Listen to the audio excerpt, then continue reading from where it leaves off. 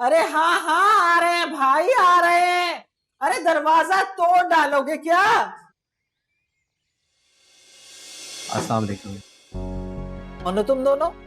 वो हम किराएदार हैं।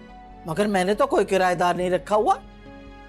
मेरा मतलब है कि हम किराए का मकान ढूंढते हुए यहाँ तक आए। किसी ने बताया कि आपका मकान खाली है। अरे मियाँ, मकान खाली है मगर मेरा दिमाग खाली नहीं है जो ऐसे ही किसी अजनबी को अपने घर में घुसा लूं। खाला जी, हम लोग बहुत दूर से आए हैं और बहुत ज़रूरतमंद हैं, प्लीज़। तो क्या मेरे माथे पे दर्दमंद लिखा हुआ है जो जरूरतमंदों की मदद करती रहूं? अरे जाओ मियाँ जाओ, कोई और मकान देखो जाके। खाला जी, मैंने आपको बताया ना कि हम बहुत दूर से आए हैं और हमने बहुत कोशिश की, मकान देखते हुए आ रहे हैं, मगर हमें किसी ने भी मकान नहीं दिया। क्या हुआ? क्या कोई भी तुम्हें मकान देने को राजी नहीं है? नए आए हो क्या इस शहर में? और ये लड़की कौन है? ये मेरी बीवी है। अच्छा अच्छा,